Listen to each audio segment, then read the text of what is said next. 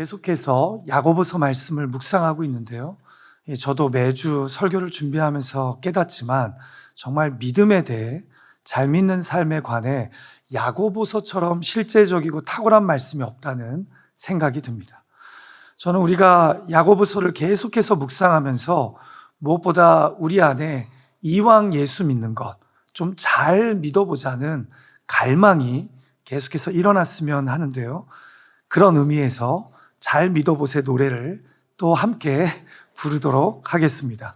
아시다시피 제 상태가 상태인지라 우리 2부 찬양대 지휘자님하고 찬양대가 큰 소리로 부를 때 같이 따라 부르셨으면 좋겠습니다.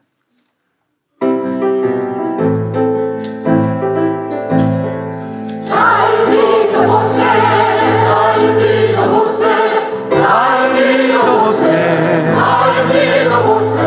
우리도 한번 잘 믿어보세, 우리도 한번 잘 믿어보세. 하나님 나라 변하는 회사 한 마음으로 오라 구워가며 제자의 삶 기쁨도 절로 전국의 삶도 우리 것이다. 잘 믿어보세, 잘 믿어보세, 잘 믿어보세, 잘 믿어보세.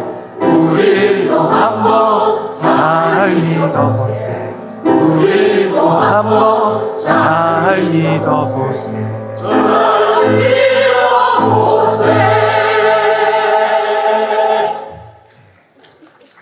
박수를 치실 거면 치시고. 저는 같이 부르자고 했는데 여러분들 그냥 듣기만 하시는 것 같아요. 이 가사 내용에 아멘이시죠? 잘 믿어보고 싶지 않으세요? 그냥 대충 믿으실래요? 야고보서는 믿음에 대해 가르치면서 제일 먼저 시험에 대해 이야기했습니다. 이 땅에서 여러 가지 시험을 겪으면서 우리 믿음이 도전받고 자라기 때문에 시험 당하는 것을 온전히 기쁘게 여기랍니다. 그리고 시험을 통해 기도로 하늘의 지혜를 얻는 법을 배우고 더불어 진리의 말씀으로 시험을 이겨 새 생명의 삶을 사는 법을 배우게 된다고 우리에게 도전합니다. 그래서 우리에게 시험은 사실 피할 것이 아니라 담대히 맞닥뜨려야 되는 겁니다. 그러면서 1장 후반부에서는 우리로 하여금 진리의 삶을 살게 만드는, 새 생명의 삶을 살게 만드는 이 말씀과 절친이 되는 것이 궁극적으로 이 땅에서 하나님 잘 믿는 방법이라고 강조했죠. 자, 그리고는 이제 2장에서 우리가 신앙 공동체에서 만나는 실제적인 시험 중 하나로 공동체 안에서의 경제적 차별을 이야기합니다. 이 땅에서 하나님을 잘 믿는 사람은 이런 세상적인 차별이 교회 안에까지 침투했을 때 어떻게 반응해야 하는지 말씀한 건데요. 좋은 옷 입고 금가락지 끼고 온 사람은 여기 좋은 자리에 앉으십시오 하고, 남루한 옷에 배고픈 모습으로 찾아온 자에게는 거기 앉든지 서 있든지 네 마음대로 해라 라고 하는 것이 잘 믿는 자의 모습이 아니라는 거죠.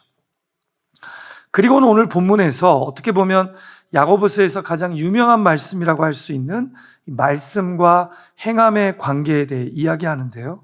한마디로 참 믿음이란 행동하는 믿음이라는 겁니다. 그래서 오늘 본문의 마지막 말씀이 어떻게 끝납니까? 같이 26절 말씀 읽어볼까요? 시작. 영혼 없는 몸이 죽은 것 같이 행함이 없는 믿음은 죽은 것이니라. 영혼 없는 몸이 빈 껍데기에 불과한 죽은 것 같이 행동하지 않는 믿음, 순종하지 않는 믿음은 죽은 것이랍니다. 잔 맥스웰 목사님이 쓰신 책 중에 사람은 무엇으로 성장하는가에 보면요, 이 믿음과 직접 행함의 이 중요한 관계를 비유적으로 잘 소개하는 이야기가 나오는데요. 잔 맥스웰 목사님이 어렸을 때 아버지께서 자주 이야기해 주신 수수께끼 같은 문제가 하나 있었다고 합니다.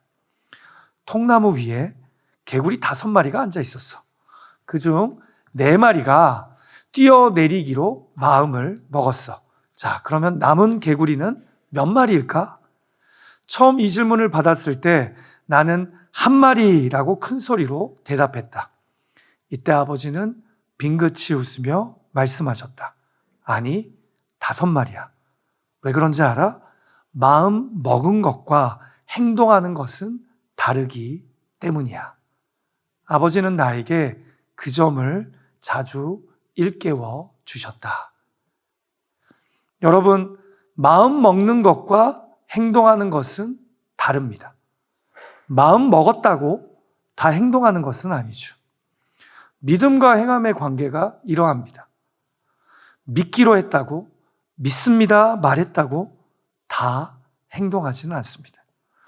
마음에서 행동으로, 가슴에서 머리를 지나 손과 발로 나아가지 않으면 그 마음먹음은, 그 믿음은 그냥 사고 속에만 머무는 겁니다. 요즘 교회들마다 교회 학교가 사라지는 그런 교회들이 정말 많아지고 있습니다. 한국 교회도 가보면 작년 교인 수가 200~300명이 돼도 교회 학교가 없는 경우가 그렇게 많다고 합니다. 무슨 말입니까? 교회가 고령화되고 있는 겁니다. 어린아이들이 사라지고 있다는 것은 젊은 부부들 중에 예수 믿는 사람들이, 청년들 중에 하나님 신앙하는 사람들이 점점 사라지고 있다는 거죠. 왜 그럴까요?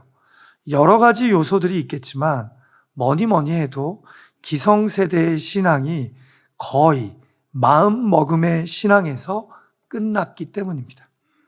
가슴에서 머리로 가서 거기서 멈추는 신앙이기 때문입니다. 그래서 젊은이들이 기성세대의 신앙을 보면서 도전받지도 자극받지도 않기에 굳이 하나님 믿을 필요가 있나라고 생각하는 겁니다. 야고보서의 표현을 빌리자면 영혼 없는 몸과 같이 행함이 없는 우리 믿음이 죽어 있기 때문에 다음 세대가, 어린아이들이 이 하나님 믿기를, 예수 그리스도의 복음 붙잡기를 더 이상 사모하지 않는다라는 거죠. 자, 이런 우리에게 오늘 야고보서는 도전하는 겁니다. 입술의 고백이 늘 믿음의 참됨을 증명하는 더할 나위 없는 충분한 근거가 아님을, 입술로는 믿음을 고백해도 삶으로 거부하는 잘못된 믿음이 존재함을 우리에게 깨우침으로 우리를 참된 믿음으로 초대하고 있다는 거죠. 자, 야고보서는 본문에서 믿음과 행함의 관계에 대해 어떤 도전을 우리에게 줍니까? 우리의 믿음이 자라지 않고 성숙해지지 않는 이유는 무엇 때문입니까? 오늘 본문을 좀 구분해 보자면요, 시작절인 14절 말씀이 일종의 도입부고요, 15절부터 19절까지가 잘못된 믿음의 모습을, 20절부터 26절까지가 바른 참된 믿음의 예를 우리에게 보여주는데요, 우리가 하나하나 살펴보면서 믿음과 행함이 함께하는 삶으로 나아가는 이 시간이 되었으면 합니다. 자, 첫 번째로 야고보서는요, 우리에게 이렇게 도전합니다. 행동과 함께하지 않는 믿음을 우리는 의심해야 한다고 말입니다. 우리가 같이 시작절인 야고보서 2장 14절 말씀 읽어볼까요? 같이 읽죠. 시작. 내 형제들아, 만일 사람이 믿음이 있노라 하고 행함이 없으면 무슨 유익이 있으리요? 그 믿음이 능히 너희를 구원하겠느냐? 여러분, 행함이 빠진 믿음 그 자체가 능히 너희를 구원하겠냐는 야고보서의 이 말씀은요, 한때 종교개혁가들에게 매우 골칫덩이 말씀으로 받아들여졌습니다. 왜냐하면 사도 바울의 갈라디아서나 로마서 말씀과 이 충돌을 일으킨다고 생각했기 때문입니다. 같이 갈라디아서 2장 16절 말씀 한번 읽어볼까요? 시작.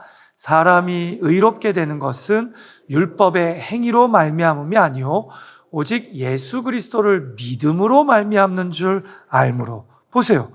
의롭게 되는 구원은 행위가 아닌 믿음이라고 말씀하지 않습니까? 로마서도 마찬가지예요. 그러므로 사람이 의롭다 하심을 얻는 것은 율법의 행위에 있지 않고 믿음으로 되는 줄 우리가 인정하노라. 거룩하신 하나님 앞에 의롭다 칭함을 받는 것은 율법의 행위에 있지 않고 믿음으로 된다고 말씀합니다. 그래서 일찍이 종교개혁자 마틴 루터는 야고보서를요, 지푸라기 서신서라고 불렀습니다. 그러면서 신약 성경에서 제외시키려는 시도도 했습니다. 지푸라기 서신서라는 게 뭐예요? 아무짝에도 쓸모가 없는 편지라는 거죠. 갈라디아서와 로마서가 말씀하는 오직 믿음의 신앙에 반기를 드는 것처럼 보이기 때문입니다. 그런데 여러분, 이 충돌, 이 대립은요, 사실 성경의 기자들이 만들어낸 것이 아니라 독자들이 만들어낸 것이라는 거 아십니까? 무슨 말이냐면요, 잘 보세요. 바울이 사람이 의롭다함을 얻는 것은 그냥 행위에 있지 않고 믿음에 있다고 이야기합니까? 아닙니다. 바울이 믿음으로만 구원받는다고 이야기할 때 대조적으로 사용되는 단어, 행위에는요, 꼭 수식이 있었습니다. 무슨 수식이에요? 바로 율법의 행위라고 적혀 있다는 거죠. 아까 읽은 갈라디아서, 로마서 말씀 다 이렇게 기록되어 있죠.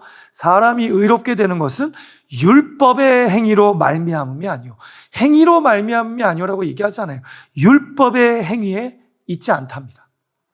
자, 그러니까 사실 바울이 말하는 행위와 야고보가 말하는 행함은 완전히 다른 의도의 단어입니다. 바울이 부정적으로 말한 행위는 율법을 지켜 행함이고, 야고보가 긍정적으로 말한 행함은 믿음의 표현으로서의 행함이라는 거죠. 말 그대로 믿는 대로 살아가는 삶을 의미합니다. 그러나 바울이 갈라디아서와 로마서에 이야기한 율법의 행위란 믿음에 합당한 순종으로서의 행위가 아닌 구원에 있어 예수님만으로는 충분하지 않다고 여긴 율법주의였던 겁니다. 이해가 되세요? 바울이나 야고보에게 믿음에 합당한 행함은 너무나 당연한 한 세트인데, 갈라디아서와 로마서에서 경계하는 행위란 율법을 지켜야지 구원이 완성된다라고 생각한 율법의 행위를 부정했다라는 거죠. 자, 우리가 이것을 확인할 수 있는 또 다른 증거가요, 이 2장 14절 말씀에 또 있는데요. 다시 한번 볼까요?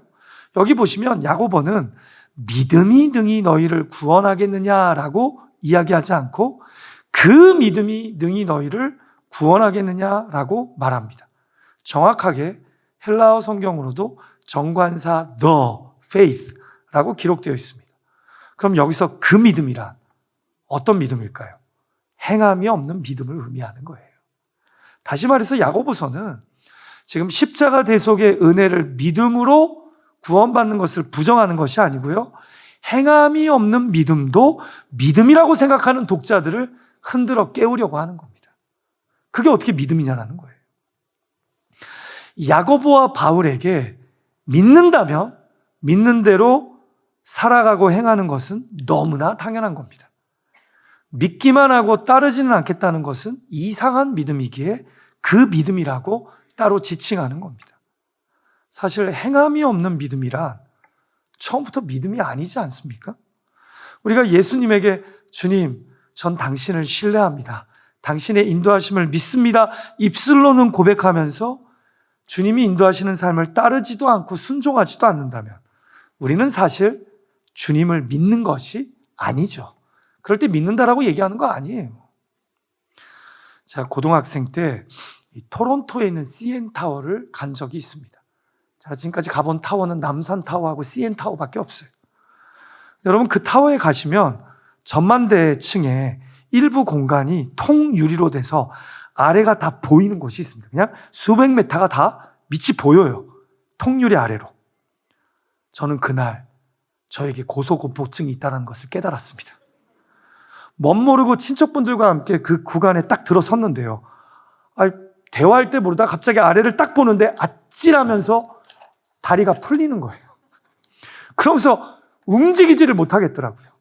이때 삼촌이 아무렇지 않은 듯 손을 저에게 내밀면서 창현아, 내 손 잡고 나가자 웃으면서 말씀하시는데, 제가 삼촌 손을 막 성급히 붙잡으면서도 발이 움직이기가 싫더라고요. 손을 꽉 붙잡은 것은 지금 내가 여기서 믿을 분은 삼촌밖에 없기 때문이에요. 근데 삼촌 믿고 같이 발을 내딛었다가는 왠지 모르게 나의 몸무게에 이 유리가 깨지면서 내가 그 아래로 떨어질 것 같은 공포심이 저에게 밀려오는 거예요. 지금 몇몇 분들이 저를 참 한심하게 불쌍하게 보는 게 느껴지는데, 하여튼 저는 고소공포증이 있더라고요.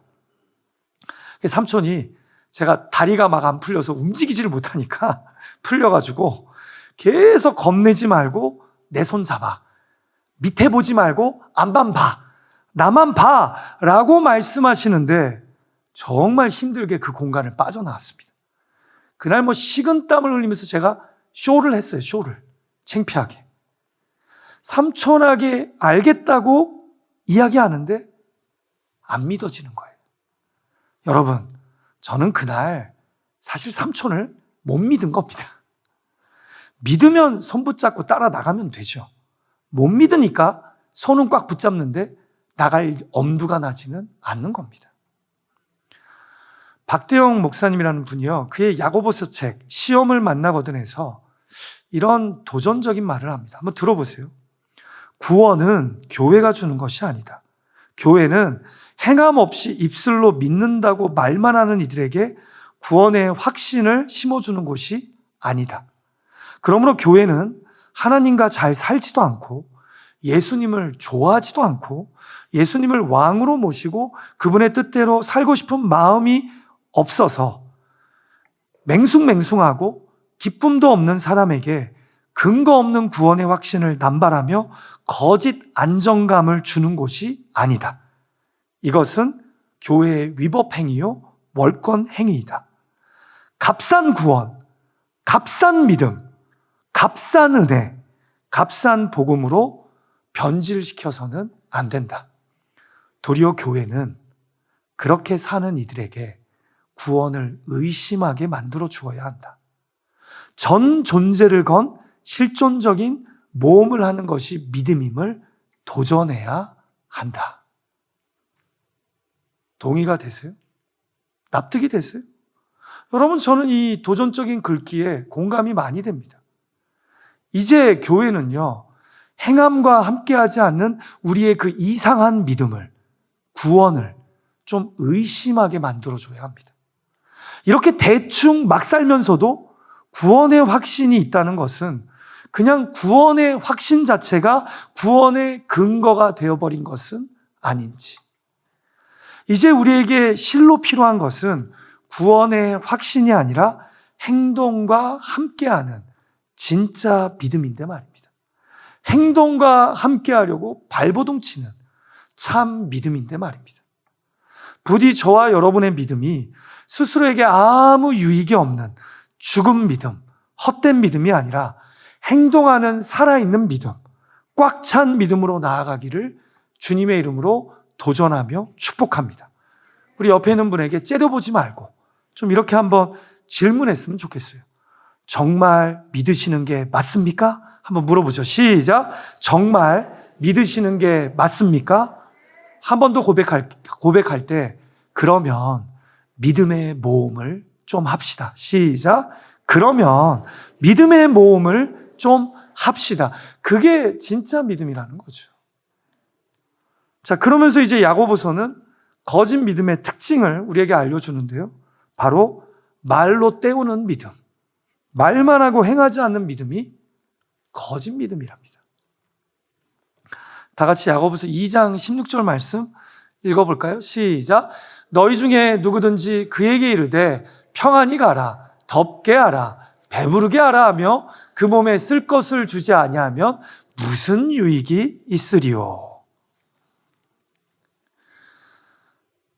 자, 15절에 보니까 행함이 없는 거짓 믿음의 예를 들면서 만일 너희 중에 형제나 자매가 헐벗고 먹을 일용할 양식이 없는데 그것을 보면서 너희 중에 누가 야, 평안히 가서 몸을 좀 따뜻하게 녹이고 뭐 좀 먹으라고 말만 하고 필요한 것을 주지 않으면 그게 무슨 소용이 있겠냐라는 겁니다.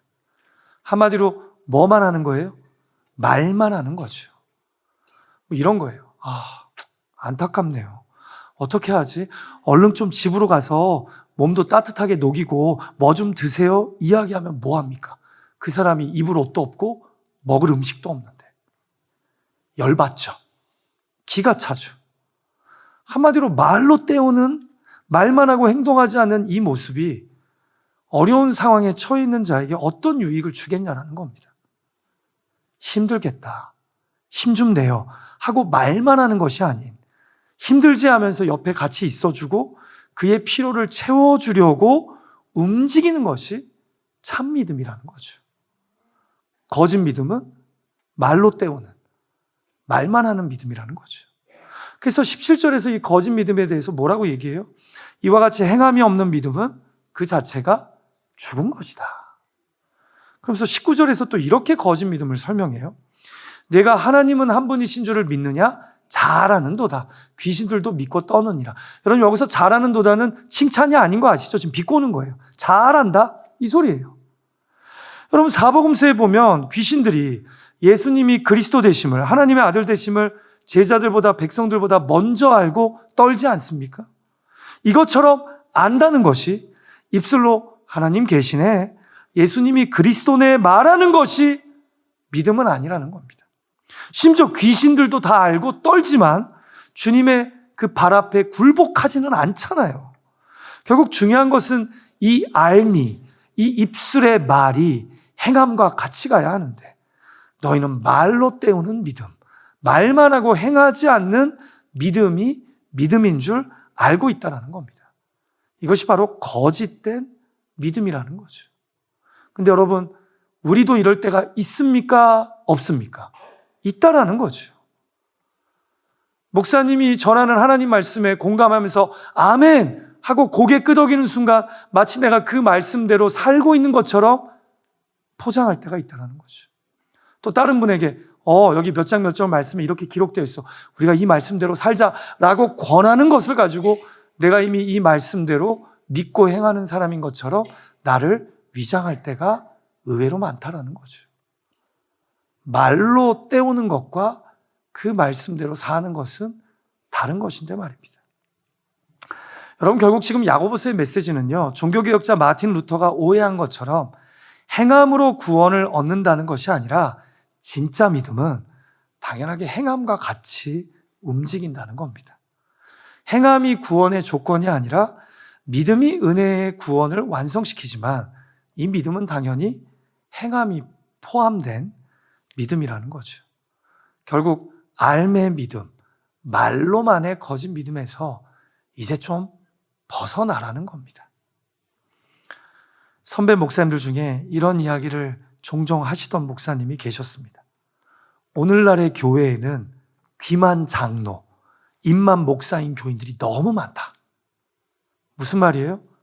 귀만 고급스럽고 성숙한 교인들, 입만 성숙한 교인들이 많다는 겁니다. 그래서 하나님의 말씀을 다들 너무나 훤히 잘합니다. 그런데 그 말씀대로 살려고 고민하지는 않습니다. 하는 말의 수준만 따지자면 목사 저리 가라고 할 정도로 손색이 없는 수준 높은 교인들이 많습니다. 그러나 아무도 자기가 말하는 대로 살려고 몸부림치지는 않습니다. 여러분, 신념 가득한 사람이 자기 성찰에 반성에 게으를 때 그 신념은 경고한 만큼 끔찍한 일이 된다는 거 아세요? 신념 때문에 다른 사람들이 보지 못하는 것을 많이 보겠지만 바로 그 신념 때문에 뻔히 보이는 문제를 보지 못할 수도 있습니다. 그래서 신념 있는 사람들이 너무 많아서 세상이 어지러울 때가 많지 않습니까? 근데 저와 여러분도 마찬가지예요. 어쩌면 오늘날 우리의 구원의 신념이 너무 강해서 행하지 않는 우리의 문제를 못 보게 만들고 있는 것은 아닌지, 너무 구원의 확신이 강해서 그 확신대로 믿고 살아내지 못하는 내 삶이 아무 문제도 아닌 것처럼 받아들이고 있지는 않는지, 내 신앙이 입에서만, 귀에서만 머물고 있지는 않는지, 이 시간 우리 스스로를 돌아보고 내 믿음이 삶으로 살아내는 믿음이 될 수 있기를 주님의 이름으로 간절히 축복합니다. 저는 이런 동일한 딜레마와 문제 앞에 서 있는 저와 똑같은 우리 믿음의 예배자들에게 이런 도전, 숙제를 드리고 싶어요. 이런 거예요. 설교 듣고 한 가지만이라도 붙잡자. 이런 운동을 좀 했으면 좋겠어요. 주일 예배 이 자리를 떠날 때 이번 한 주간 내가 말씀대로 믿음의 모험을 할 것 딱 한 가지만 붙잡자라는 거예요. 내가 요거 이번 주에 한번 해보겠다. 오늘 말씀 듣고 감동받아서. 여러분, 지난 주일에 어떤 나이 많으신 교인 한 분이요, 예배 끝나고 저한테 찾아와서 눈물을 흘리면서 얘기를 하시는 거예요. 차별과 믿음에 대한 메시지를 듣고 자기 마음이 찔렸다고. 자기가 지나가면서 항상 보는 홈레스가 있는데 제가 그 홈레스 보면서 참 불쌍하다 하면서 혀를 찼지, 그 홈레스에게 그리스도의 마음으로 다가가서 뭘 도와주려고 한 적이 없다라는 거예요. 그러면서 오늘 주신 말씀이 저를 찔렀습니다. 제가 이번 한 주간 이 말씀 가지고 한번 그 홈레스에게 뭔가 해보겠습니다 라고 그 나이 많으신 분이 눈에 눈물이 맺히면서 저한테 얘기를 하더라고요. 여러분, 그런 믿음의 모험을 다시 회복하고 시작할 수 있는, 말로 때우는 믿음이 아니라, 말만 하고 슬쩍 넘어가는 믿음이 아니라 행동하는 믿음의 백성들 될 수 있기를 간절히 소망합니다. 자, 마지막 세 번째로 오늘 야고보서는 우리에게 거짓 믿음에 반대되는 참 믿음을 이야기하는데요. 그 믿음은 어떤 믿음입니까? 증명되는 믿음, 관계적인 믿음이 참 믿음이다 라고 야고보서는 우리에게 도전합니다. 자, 이제 야고보서는 구약에 등장하는 남자 한 명, 여자 한 명을 예로 들면서 참 믿음은 행동하는 믿음임을 우리에게 알려주는데요. 그 두 사람이 누구예요? 아브라함과 라합입니다. 저는 먼저 남자 한 명, 여자 한 명을 예로 삼는 야고보서의 센스가 참 고맙습니다. 성경의 믿음 이야기는 결단코 남자들만의 이야기가 아니니까요. 그런데 그 밸런스 못지않게 두 이야기가 우리에게 도전하는 이 믿음의 비밀이 있습니다. 먼저 아브라함 이야기를 좀 들어볼까요? 같이 21절 말씀 한 목소리로 읽죠. 시작. 우리 조상 아브라함이 그 아들 이삭을 제단에 바칠 때 행함으로 의롭다 하심을 받은 것이 아니냐. 보세요. 아브라함은 하나님이 창세기 12장에서 내가 너로 큰 민족을 이룰 것이라는 그 약속을 믿었습니다. 믿어서 본토 친척 아버지 집을 떠났고, 믿어서 오늘 본문에서는 유일한 아들 이삭임에도 그 약속을 믿는 믿음 그대로 하나님의 명령에 따라 아들을 제단에 바치는 순종을, 행함을 보였다라는 거죠. 그래서 그 믿음이 참 믿음이라는 겁니다. 믿음의 행함과 함께 일했다라는 거죠. 여러분, 우리가 어떻게 보면 이 끔찍한 순종의 말씀 앞에서 자꾸 본인의 부모됨을 생각하면서 묵상하시면 은혜가 안 돼요. 뭐 이런 하나님 나 안 믿을 거야 이러시면 안 돼요. 구약은 구약의 관점에서 보셔야지 21세기 현 시대의 관점에서 보시면 이해가 안 됩니다. 사실 본문을 이해하는 중요한 키 벌스는요, 창세기 22장에서 이 순종의 이야기가 어떻게 시작되었는지 알려주는 22장 1절 말씀이에요. 창세기 22장 1절이 이렇게 기록되어 있어요. 그 일 후에 하나님이 아브라함을 시험하시려고. 아브라함의 무엇을 시험하시려고 이런 도전적인 명령을 주신 걸까요? 그의 믿음을 시험, 곧 확인하려고 하신 겁니다. 네가 가장 소중하게 여기는 그것을, 내가 너에게 불가능한 가운데서 준 것을 다시 가져가겠다고 해도 너는 나를, 내 약속을 신뢰함으로 그렇게 할 수 있느냐라는 시험을 거셨다라는 거죠. 그래서 이미 어린 양을 예비하셨음에도 그의 믿음을 증명하시고자, 확인하시고자 이런 시험을 주셨다라는 거예요. 사랑하는 예배자 여러분, 그렇습니다. 참 믿음은요, 증명되는 믿음이어야 합니다. 아멘이십니까? 더불어 참 믿음은요, 관계적인 믿음입니다. 무슨 말이에요? 신뢰하는 관계 속에 발휘될 수 있는 믿음이라는 거죠. 증명 없는 믿음, 기계적인 믿음이 아니라는 겁니다. 아브라함은 자신의 믿음을 행함으로 시험을 통과하고 증명했습니다. 또한 관계적으로 하나님을 신뢰함으로써 그 약속을 확고하게 믿음으로 아들을 주신 분도 하나님이신데 데려가시겠다고 하니 이 아들 데려가셔도 약속을 이루실 거다라고 믿고 이 아들을 제단에 드렸다라는 거죠. 그래서 참 믿음은 계속해서 증명되는 믿음이요, 관계적인 믿음이라는 겁니다. 여러분 잘 들어보세요. 성경이 말씀하는 믿음은요, 관념이 아닌 관계이고 신념이 아닌 신뢰이기에 거창한 이론이 아니라 진실한 행함으로 증명되는 겁니다. 그런데 우리는 많은 경우 하나님을 향한 믿음을, 주 예수 그리스도를 향한 신앙을 관계가 아닌 관념으로, 신뢰가 아닌 자기 신념으로 생각합니다. 그래서 백날 해도 순종이 안 되는 거예요. 행함이 없는 거예요. 내가 주님을 너무나 사랑하고 신뢰해서 순종하는 것이지 해야 되는 자기 신념이 아니라는 거죠. 그리고 진정 믿는다면 시험을 통과해야 합니다. 시험을 통해 계속해서 내 믿음이 단련되고 증명되어야 하기 때문입니다. 여러분, 누구도 시험 보는 거 좋아하지 않습니다. 우리 자녀들도 시험날 되면 유독 학교 가기 싫어하잖아요. 그런데요, 시험의 궁극적인 목적은 내 수준이, 내 실력이 지금 어디에 있는지를 알려주는 겁니다. 바로 알아야 부족한 부분을 더 공부하고 잘하는 부분은 더 발전시키죠.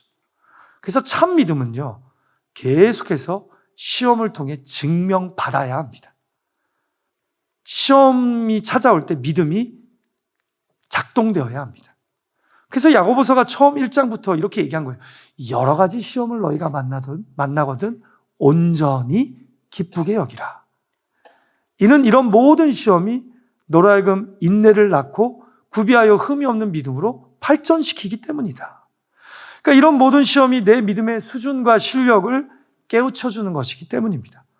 그래서 사실 성적이 중요한 게 아니라 내 믿음의 상태를 시험을 통해 파악하는 게 중요합니다. 그래야 성숙한 믿음으로 행동하는 믿음으로 나아갈 수 있기 때문이죠. 구약에 등장하는 라합도 생각해 보세요. 같이 25절 말씀 읽어볼까요? 시작. 또 이와 같이 기생 라합이 사자들을 접대하여 다른 길로 나가게 할 때에 행함으로 의롭다 하심을 받은 것이 아니냐. 사실 개역개정이 신구약에서 기생으로 번역한 라합은요, 몸을 팔아 생계를 유지하는 매춘부라는 단어예요. 그냥 매춘부라고 써도 무관해요. 그러니까 그렇게 실제 삶이 안타깝고 부도덕한 여인이 라합이었었어요. 그런데 이 여인이요, 출애굽하는 이스라엘 민족의 하나님 여호와가 상천하지 곧 하늘과 땅에 참 하나님이라는 소문을 듣고 그걸 믿어버립니다. 그리고는 여리고에 몰래 들어온 정탐꾼들을 숨겨주고 도망치게 돕습니다. 믿은 대로 뭐 한 거예요? 행한 거예요.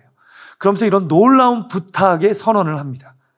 당신의 민족 이스라엘이 이 여리고 성을 점령하게 될 때 나와 내 가족을 구원해달라고 말입니다. 자, 이 믿음이 행동하는 믿음입니까? 아니면 꼼짝달싹 안 하고 입으로만 믿는 믿음입니까? 행동하는 믿음이죠. 왜요? 지금 시험 가운데 증명되는 믿음이요, 하나님을 신뢰하는 관계적인 믿음이었기 때문입니다. 이 성은 여호와 하나님이 취하실 것이다. 그때 우리가 살 길은 이 하나님 붙잡는 것밖에 없다. 신뢰하고 나간 거예요. 여러분, 이 믿음에는 뭐가 있는 거예요? 자신의 믿음이 증명되기를 원해서 행동하는, 그리고 내가 이렇게 행동하면 여호와 하나님이 나와 내 가족을 구원해 줄 거라는 신뢰가 담겨 있었던 거죠. 그녀의 믿음도 관념이 아닌 관계였고 신념이 아닌 신뢰였습니다. 그래서 행동한 겁니다. 하나님의 약속을, 하나님과의 관계를 믿은 아브라함은 아들을 바치라는 요구에 주저없이 순종했고, 라합은 목숨을 건 행함으로 하나님을 향한 신앙을 증명받은 겁니다. 여러분, 저도 개인적으로는요, 하나님이 아브라함에게 주셨던 시험은 저에게 안 주셨으면 좋겠어요. 하지만 진짜 믿음이라면 항상 시험대 앞에서 증명되는 믿음이어야 한다는 거죠. 여러분, 저는 본문의 말씀을 묵상하면서 이런 생각을 하게 돼요. 우리의 믿음이 그냥 faith, 믿음이 아니라 faithfulness, 신실함, 성실함, 충성스러움이 되어야 한다고 생각합니다. 여러분, faith는 그냥 믿음이라는 단어예요. 매우 추상적인 명사죠. 그러나 faithfulness는 명사여도 의미가 신실함, 성실함, 충성스러움이에요. 우리가 하나님을 그냥 믿는다는 추상적인 faith가 아닌 faithfulness, 그렇게 하나님을 믿기에 이 하나님에게 신실하고 이 하나님에게 성실하고 이 하나님에게 충성스러운 믿음이어야 한다는 거죠. 저는 저와 여러분의 믿음이 faith가 아닌 faithfulness한 믿음이 되기를 주님의 이름으로 도전하며 축복합니다. faithful한 믿음에는 뭐가 있다고요? 관계가 있는 거예요. 관계가. 이 하나님을 향한 증명되고자 하는 믿음이 있는 거예요. 그래서 신실함으로, 성실함으로, 충성함으로 반응한다라는 거죠. 여러분, 저는 개인적으로 오늘 본문의 야고보서 말씀 중에 2장 22절 말씀을 제일 좋아해요. 이렇게 기록되어 있어요. 내가 보거니와 믿음이 그의 행함과 함께 일하고 행함으로 믿음이 온전하게 되었느니라. 아멘. 믿음은 무엇을 통해 온전해집니까? 행함을 통해 온전해집니다. 믿음과 행함은 원래 한 세트로 같이 가야 된다는 거죠. 행함은 원래 믿음과 함께 일하게 되어 있다는 거죠. 우리가 구분시켜서 그렇지 원래 진짜 믿으면 따르는 겁니다. 말씀을 마칠까 합니다. 아까 제가 CN타워 이야기도 했는데 저는 고등학교 생활을 뉴욕주 버팔로에서 했어요. 그래서 제가 또 자주 갔던 곳이 있어요. 거기가 어딘 줄 아세요? 나야가라 폭포. 하여튼 뭐 한국이든 다른 주에서든 친척, 친구가 방문하면 항상 가는 데가 어디예요? 나야가라 폭포예요. 여러분, 이 나야가라 폭포와 관련된 너무나 잘 알려진 일화가 있죠. 1859년 여름에 프랑스 고개사인 찰스 블론디가요, 지역신문에 광고를 냅니다. 자기가 캐나다와 미국 국경 사이에 밧줄을 달고 그 위를 건너가겠다고. 그래서 많은 사람들 와서 보시오 광고를 해요. 그래서 그날 수백 명의 사람들이 나야가라 폭포에 모입니다. 가보니까 미국 국경하고 캐나다 국경 사이에 밧줄이 딱 있어요. 그리고는 찰스 블론디가 약 18kg 되는 장대를 양손에 들고 밧줄 위를 걷기 시작합니다. 그래서 미국 국경에서 캐나다 국경으로 넘어가요. 안전하게. 그리고 나서 그가 신이 났는지 뒤로 걸어서도 건너보고 그 다음에는 자전거를 타고 건너기 시작합니다. 그리고 한쪽 편에서 그가 이야기해요. 여러분, 제가 이 밧줄 사이를 아무 문제 없이 왔다 갔다 걸을 수 있다는 거 여러분 믿으십니까? 그러니까 많은 군중들이 뭐라 그래요? 믿습니다! 믿습니다! 라고 주장해요. 외쳐요. 그러자 찰스 블론디가 한 번 더 이야기합니다. 제가 누군가를 제 어깨에 메고 이 밧줄을 지나 건너편으로 갈 수 있다고 믿으십니까? 그러니까 또 군중들이 뭐라고 해요? 믿습니다! 라고 막 환호해요. 그러자 찰스 블론디가 묻죠. 자, 그럼 누가 한 명 나와 보십시오. 제가 등에 업고 건너겠습니다. 근데 나와요, 안 나와요? 한 명도 안 나왔다고 해요. 보통 여기까지들은 다들 예화를 들으셔서 아세요. 실제 있었던 일이에요. 근데 여러분, 그 다음 이야기가 있어요. 그리고 나서 찰스 블론디가 군중들 중에 한 명 앞으로 나아갑니다. 그리고 물어요. 당신은 나를 믿습니까? 그러니까 이 군중이 예, 저는 당신을 믿습니다. 라고 이야기해요. 이게 알려지지 않은 이야기인데 그 한 사람이 누구였냐? 찰스 블론디의 매니저인 해리 콜코드라고 하는 사람이에요. 매니저한테 가서 당신은 나 믿습니까? 하니까 해리 콜코드가 예, 믿습니다 한 거예요. 그리고 그의 등에 어깨에 올라탑니다. 그리고 장대를 들고 밧줄을 지나갑니다. 통과했을까요? 못했을까요? 이렇게 믿음들이 없으세요. 통과를 했죠. 여러분, 여기서 중요한 게 뭐냐? 해리는요, 그동안 찰스 블론디가 위험한 고개를 하는 것을 수도 없이 지켜봤어요.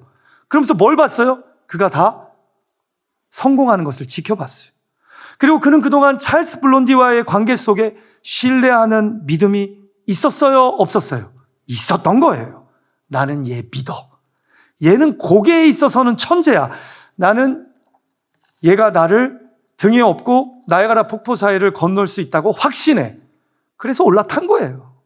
그리고 올라탄 그 사람을 등에 업고 찰스 블론디는 건넌 것이고요. 여러분, 이게 믿는 거예요. 이게 원래는 믿는 거예요. 이게 증명되는 믿음? 관계적인 믿음이라는 거죠. 왜 우리 가운데 자꾸 믿음과 행함이 분리되는 일들이 여러 사람에게 일어나는 걸까요? 우리가 믿음의 모험을 하지 않기 때문이에요. 하나님을 우리가 신뢰하고 그분의 말씀을 붙잡고 우리가 실패하더라도 시도해보는 그런 이야기들이 우리 안에 없기 때문이에요. 근데 이렇게 시도를 하다 보면 우리 안에 승리의 간증들이 많아지기 시작합니다. 실패의 경험들이 쌓이게 되는데 실패에도 순종하니까 기뻐요. 그때부터 하나님의 말씀을 더 전적으로 신뢰하게 되죠.